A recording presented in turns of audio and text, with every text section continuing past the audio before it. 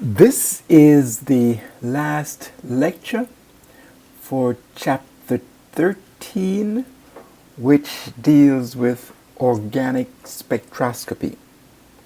As a review, last lecture we looked at mass spectrometry, and that was used specifically for the identification of the molecular weights of organic unknown compounds. We also introduced NMR spectroscopy and specifically the proton NMR spectroscopy, also written as 1H spectroscopy.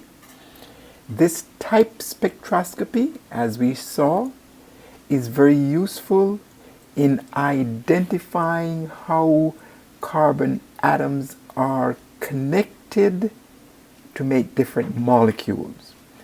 As shown here, NMR spectroscopy can be used to determine the structure of this molecule compared to this molecule, even though they are isomers with the same molecular weights.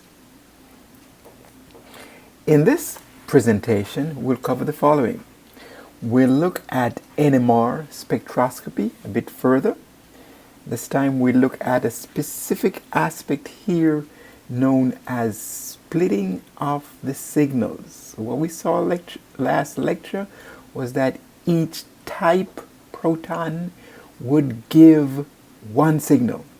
But here we will discover that the signals can be split, and that's a very important aspect to determine the number of hydrogens on adjacent carbons.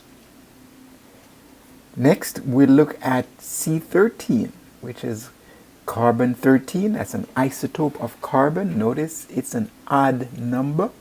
So it's possible to have C13 NMR just like we did for the proton NMR. And that's used to determine the number and different types of carbons that are present in an organic molecule.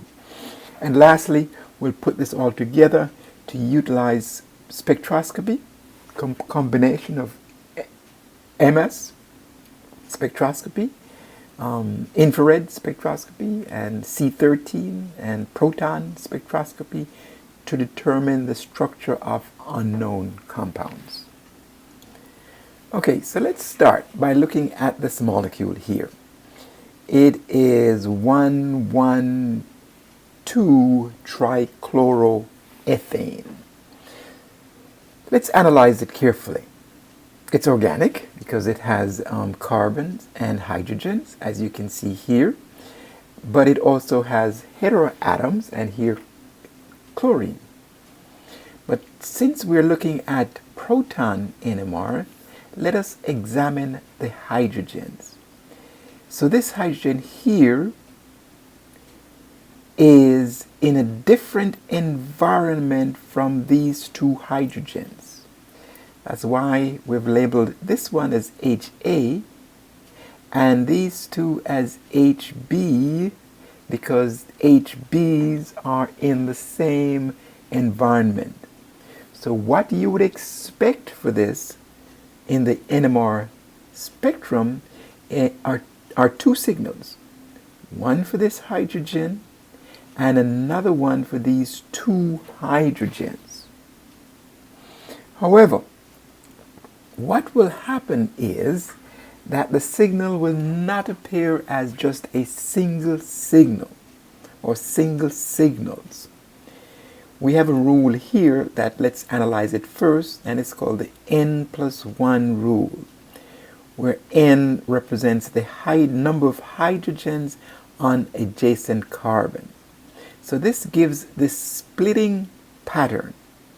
This determines a splitting pattern of NMR signals.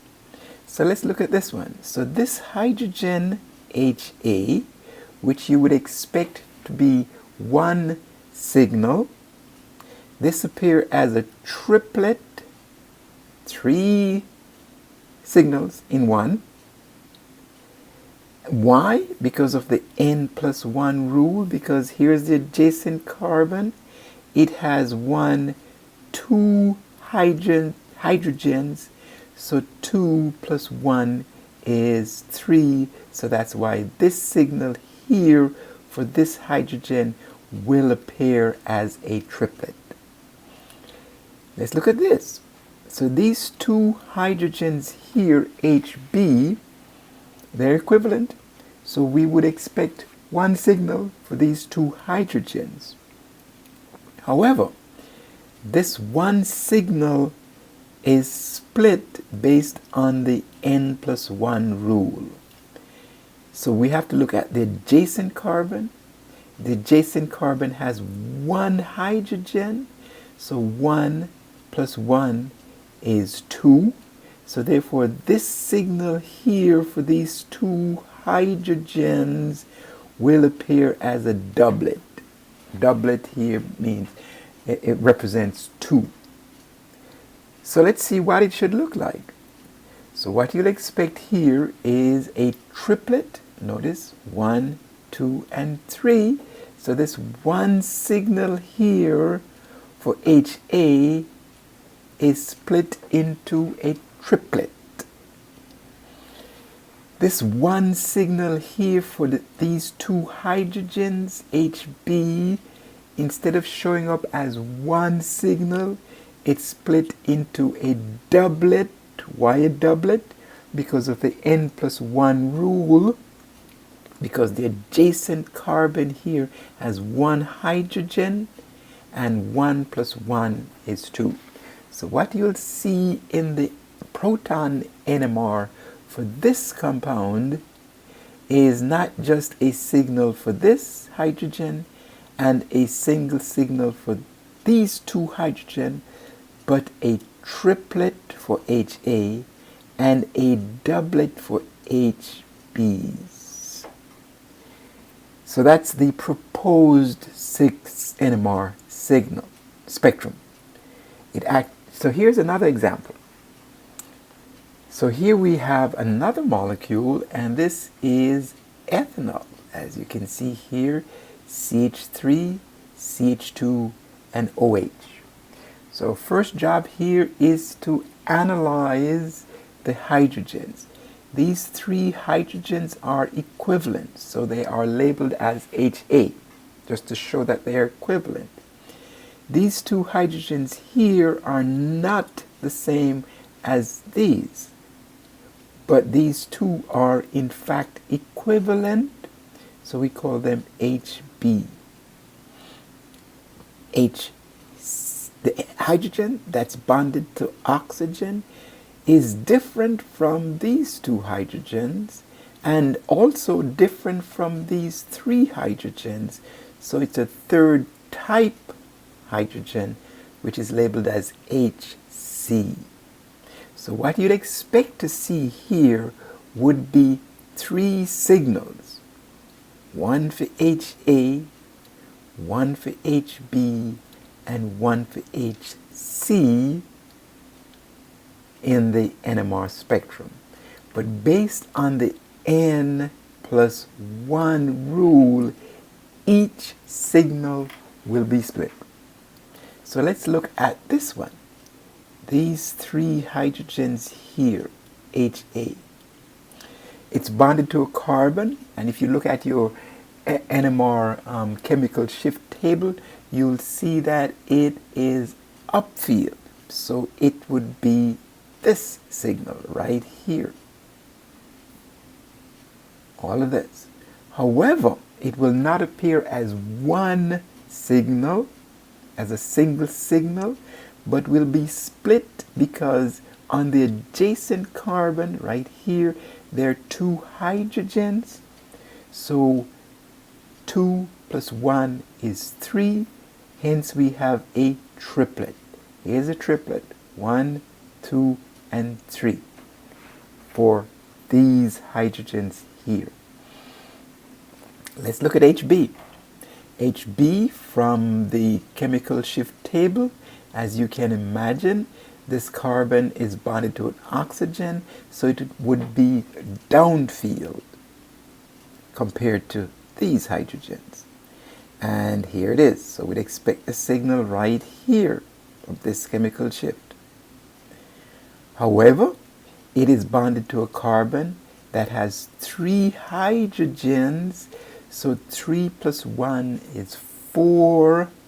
So you would expect a quartet for 4. So here we go, 1, 2, 3, and 4. So these 2 hydrogens here are HB, but split into a quartet. Here's HC. It is bonded to a oxygen. Notice it's not a carbon, so it typically does not split. For some very sensitive instruments, you will see it splitting like you see it here, but typically it appears as one signal. So this is a singlet for that hydrogen.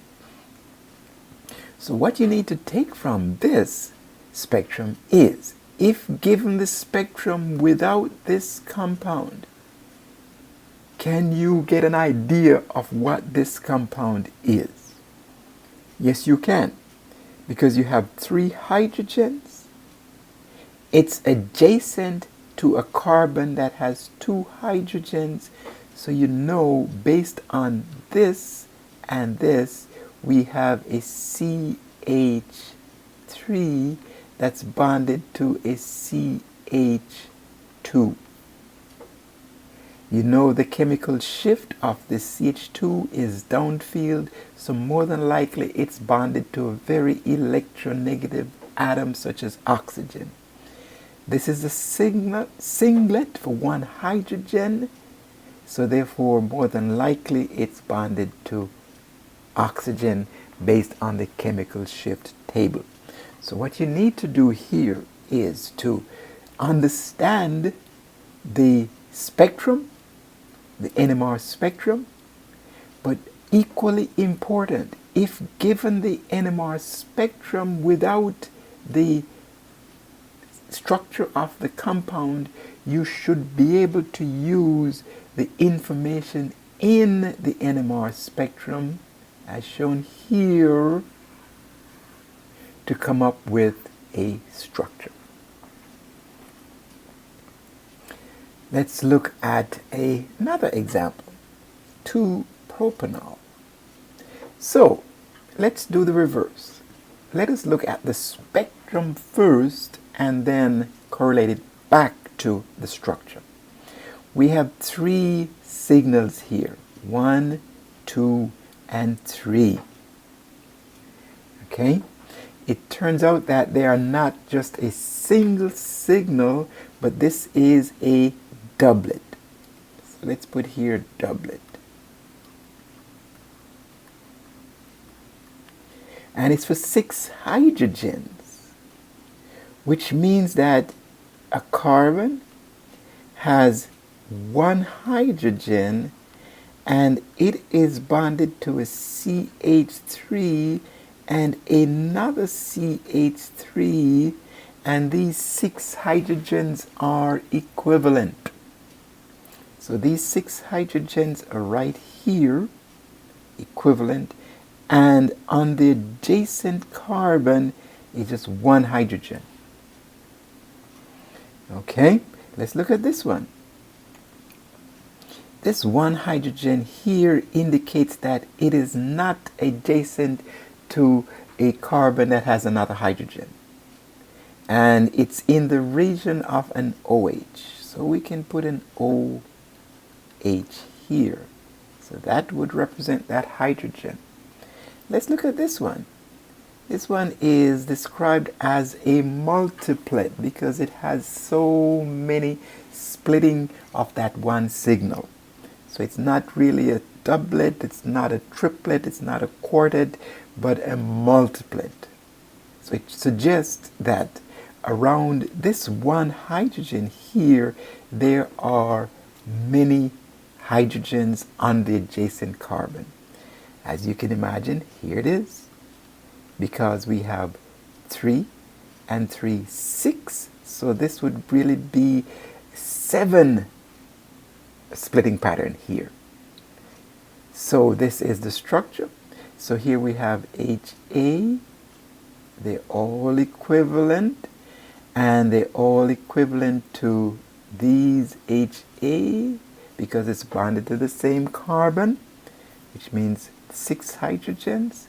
HB is right here, and it's bonded to a carbon that has 6 hydrogens on adjacent carbons. So it's a multiplet right here. And this hydrogen here, HC, is not bonded to a carbon that has hydrogens on the adjacent carbons. So it appears as a singlet. So that's the approach that we'll be using to determine the structures of unknown compounds. Okay, let us look at another type of spectroscopy, and this one is C13. As you can imagine, C13 is an isotope of carbon. As I mentioned in the previous lecture, there are 3 isotopes of carbon, carbon 12, 13, and 14. Carbon 13 has an odd number, so therefore in the presence of an applied magnetic field, they behave as tiny bar magnets and can be aligned in the presence of an external magnetic field. That's the low energy state. If appropriate radio frequency is applied, they can absorb energy in that region and convert to a higher energy state. Sometimes you will make reference to that as flipping, but it gives rise to a signal in the C13 NMR. So just as the proton NMR, we have the C13 NMR where a signal can arise based on the appropriate combination of magnetic field and radio frequency. So let us see. So we can develop here a chemical shift table for C13, just as we did for proton. And here is a sample of some of these carbon shift chemical shifts. Carbon that's bonded to an alkyl group. Notice R here is an alkyl group, which really is a carbon containing group. Chemical shift here is 8 to 60 ppm. Notice the range is different from your proton. Your proton goes from 0 to 12 or 13 for carboxylic acids, but here it goes much higher in numbers. An amide, a carbon for an amide, is in this range.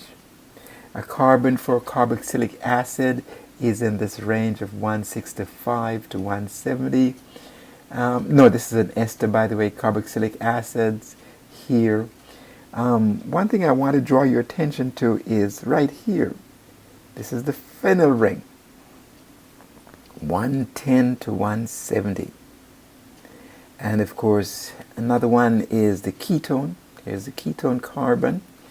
It's down there at 200, way downfield. And you'd expect the aldehyde to be downfield, and it's also 190 to 200. So again, you will need this chemical shift table for carbon. So whenever you get a C13 spectrum, you can get a rough idea of what type carbons are present. Let's look at some specific examples. So here's an example here of benzaldehyde. So here are the carbons of benzaldehyde. As I mentioned here, C13 will give a signal for each equivalent carbon. So here we have carbon 5. Notice this carbon 5 here is the aldehyde carbon, so it's way downfield at 192. So here it is. So if you see a signal down there, more than likely it's a carbon of a carbonyl. Notice that all of these carbons of the benzene ring appear in this region, as we saw from the table before. But this carbon here is equivalent to that carbon, so you'll just see one signal here as shown here.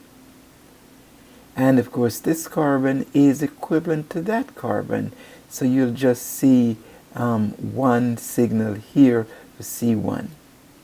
And of course C4 is further downfield, and C5, as we said, is down here. And of course C3 is right here. So the C13 NMR gives a signal for each carbon. Each carbon. So if you count up the number of signals, it tells you how many carbons, and more specifically, how many equivalent carbons are present. So we have 1, 2, 3, 4, 5 equivalent carbons in this molecule here. Notice it has more than 5 carbons, but 5 equivalent carbons, because as we said earlier, C2 and C2 are equivalent, and C1 and C1 are equivalent. Let's look at another example. Here's one, nitrobenzene. So here we go. Notice the number of signals here are less. We have 1, 2, 3, 4 signals. 1, 2, 3, 4 signals. And as you know, for benzene, there are more than 4 carbons. So that means that there are equivalent carbons. So carbon 4 and carbon 4 here are equivalent. Carbon 3 and carbon 3 are equivalent. And of course carbon 1 is not equivalent to any carbon because it's bonded to a nitro group, and carbon 2 is not equivalent to any other carbon because it's bonded to carbon 3.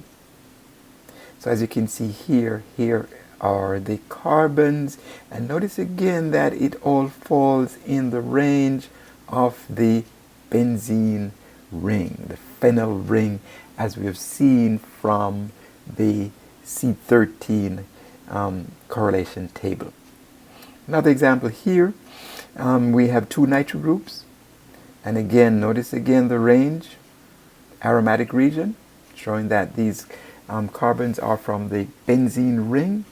And of course here we have 4 carbons again, 4 type carbons, but we have 5 carbons in the molecule, well 6 carbons in the molecule, but because we have some that are equivalent, like 1 and 1 and 3 and 3 are equivalent, so that's why we have this. Bottom line is, you will get a C13 NMR spectrum. You will not get this given as a possible structure, just this, and you should be able to use this information here and the correlation table to determine, to propose, I should say, propose a possible structure. Of course, you will have other information such as the NMR and the IR and the mass spec to help you determine exactly what the structure is. Another example here is benzyl alcohol. As you can see here, here again is the aromatic region for these carbons here. And notice that some of them are equivalent, but here's the CH2 for the benzylic carbon, and notice it comes way up here. And if you look at the correlation table, that is exactly where you'd expect a benzylic carbon. Notice this is CH2 OH, and this is bonded to your aromatic ring. So this carbon here shows up right here, and these carbons here are down here. Okay. A last example, another example here is benzaldehyde. So here's the carbon, well, benzoic acid, I should say, because there's an OH. So here is the carbon to the carbonyl. As you'd expect, it would be downfield, so C1 would be 172. So if you have a carbon in the carbon 13 spectrum that's downfield, such as in this region, as indicated from the table, you can safely assume that it's a carbonyl, carbon CO. What are bonded to these other groups here, you can get that information from the infrared and the proton NMR. And of course, notice again, this range here represents the benzene ring. So look out for that. A lot of the molecules, as you will see in organic chemistry, they contain the benzene ring structure. Benzene ring structure. So you will see more than likely signals in this range. And remember again that these signals represent equivalent carbons. You will not see 6 signals here. More than likely you won't see 6 signals because they are equivalent carbons that are present. Okay, let us see if we can put all of this together. And now we're looking at the applications of the spectroscopy methods that we have discussed to determine the structure of unknown compounds. So we'll use MS, mass spectroscopy. We'll use infrared, IR. We use NMR, both proton NMR and C13 NMR spectroscopy to determine the structures of unknown. Keyword here is unknown compounds. So we're going to do the reverse. We'll give you the spectra for unknown compounds. Your job is to use the information from the spectrum, from the spectra, to determine the structure. Here's an example. So if you were given this as the proton NMR spectrum, how do you know it's the proton NMR spectrum? Based on the range here of the ppms. The units are not here, but these are really ppms, or sometimes you'll see it written as delta. So based on this range, you know that this is an NMR spectrum, and it's not a C13, because of course, as you know, the C13 goes from 60 to about 200, 300. But here it goes from 0 to about not 10 or 11. Key here, so you have to make some observation. This region here is typically in the region for the benzene ring. So you know this molecule here has hydrogens on a phenyl ring. So that would represent these. And there's something bonded here. So this would represent the 5 hydrogens. This here would represent here a signal of a carbon, the hydrogens that's bonded to a carbon, and this would look like it's not split, but more than likely a singlet or a single signal for a CH. The integration here, typically the integrations are given, so you more than likely will be given the information that is a CH3. This, okay, or it could be, or it could be, or a OH. So it could be either CH3 or an OH. More than likely it's not a CH3 because the magnitude of this signal is about just a tad smaller than this. So more than likely it's an OH that's bonded, an H that's bonded to an oxygen, and based on the chemical shift that seems reasonable. Let's look at this one. This here is now a huge signal and it's a singlet. So more than likely this could be the CH3. This could be the CH3. Why? Because the integration here shows that this is a large signal, this is a smaller signal, this is a medium-sized signal for 5 hydrogens, so therefore this seems reasonable. You'll sometimes see signals like this, pretty small, and that's impurities. We'll tell you when they are impurities. So let's see how we can put this information together to come up with a possible structure. So as you can see here, this is of course the region of the NMR, and this is the hydrogen here, hydrogen here, hydrogen here, and hydrogen here. So there are 4 hydrogens here, so that would have been given. This, as we pointed out early, 1 hydrogen. Here it is. And this here is 3 hydrogens right here. So that's the approach that we're going to take. Will you be given the spectrum, and you'll have to use the information from the spectrum to deduce a possible structure. Okay, so let's apply that. So here is an unknown compound, compound A. In this case, we don't have to guess anymore. This is given that this is 5 hydrogens. And it's in the region here, which looks like aromatic. And this signal here is for 2 hydrogen. Look at the chemical shift carefully. So it's bonded to something electronegative, probably a oxygen or a carbon that's next to an oxygen. And here is another signal for 3 hydrogens. That's given, 3 hydrogens. And these are all singlets, which means that they're not adjacent to a carbon that has hydrogens.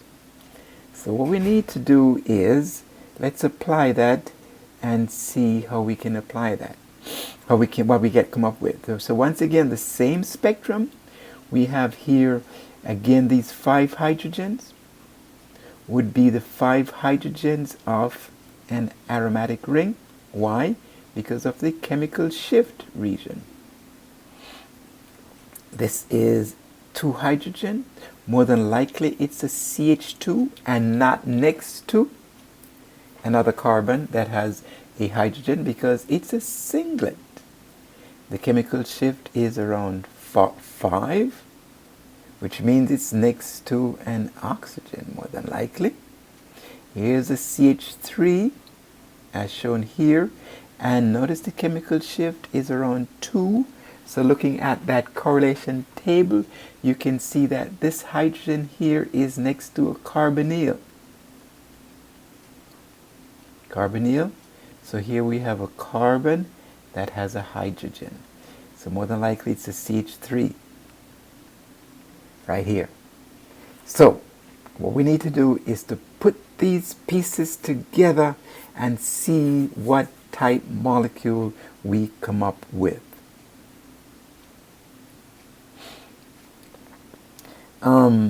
Here is the C13 for compound A.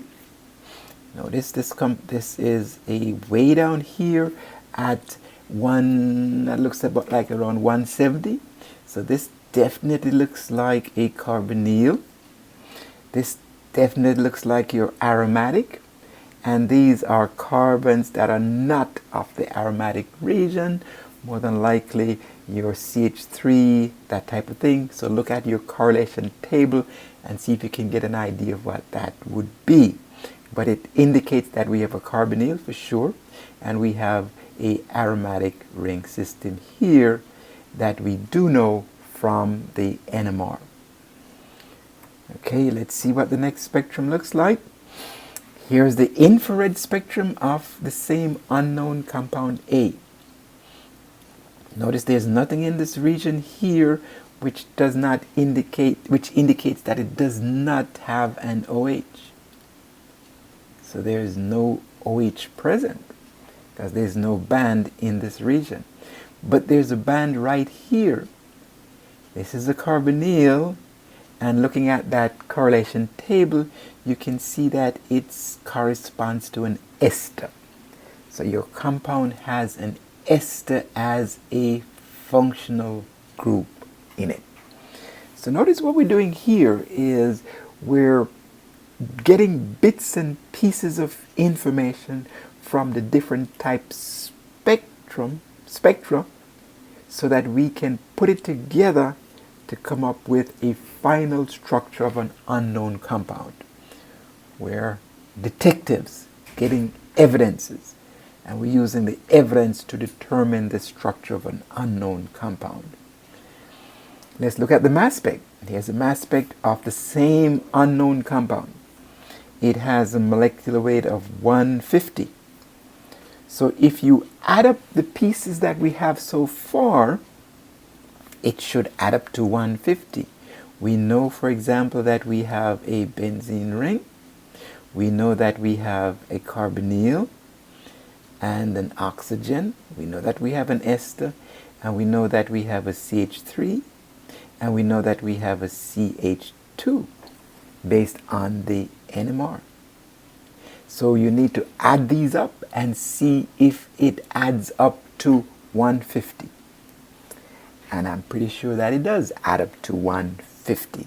The question now is, how do you put all of these pieces together to get a molecule? Because there are different ways of combining these pieces together. So let's see how we can do it. So based on the NMR, this will be extremely helpful to put the pieces together. The 5 hydrogens are right here. We know that the CH2 next to an oxygen is right here on the NMR correlation table. So this CH2 is next to the oxygen. So this CH2 here is next to an oxygen. We have an oxygen that's a part of an ester. So here's the ester functionality. Then we know we have a CH3 that's bonded to the carbon of the carbonyl of an ester or a ketone because it comes in this range right here. So this would be the structure of our unknown compound A. Let us look at just to confirm, let's look at the C13. The C13, we show that there's a signal down there at 170, and here it is for the carbonyl. It shows that there is another signal at 136, and here it is for the CH2. The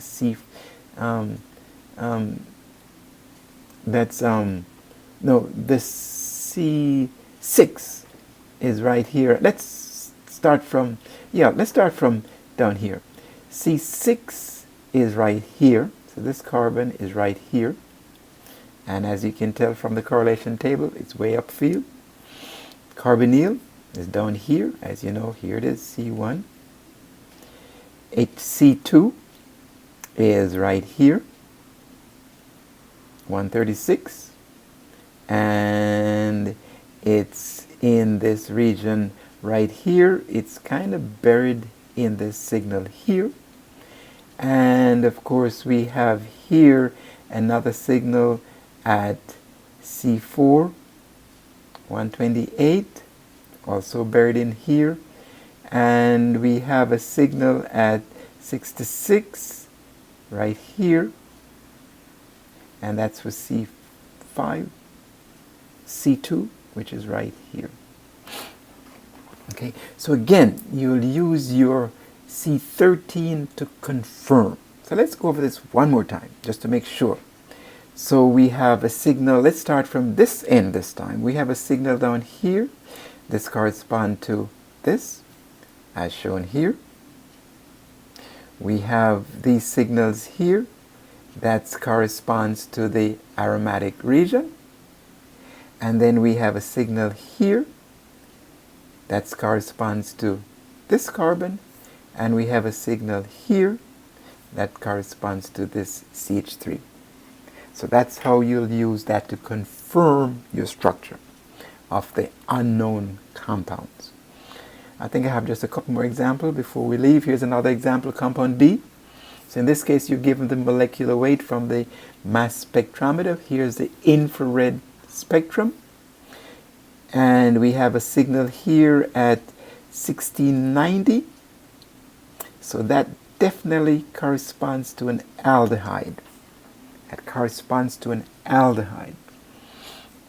And let's see what the other spectra looks like. Here's the NMR. How do we know it's the NMR? As you can tell, it goes from 0 to 12. Here's an important signal.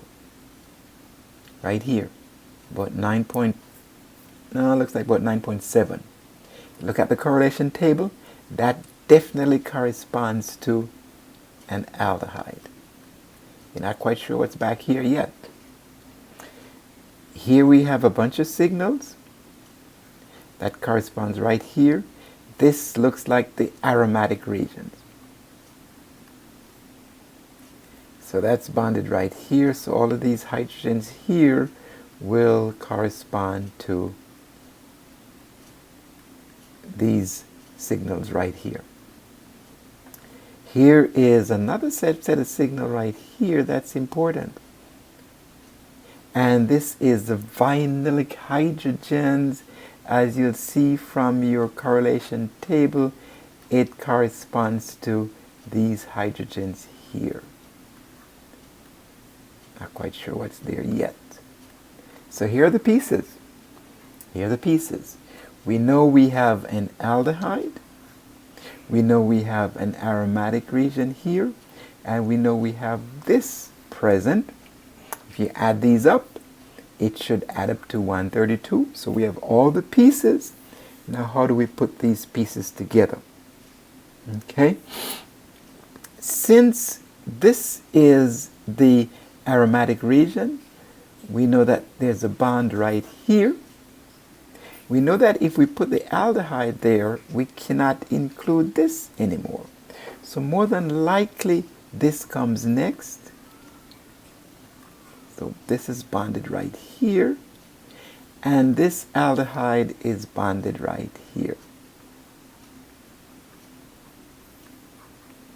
So the next slide should have these pieces together. So if you put these together, here's just another spectrum of the same molecule.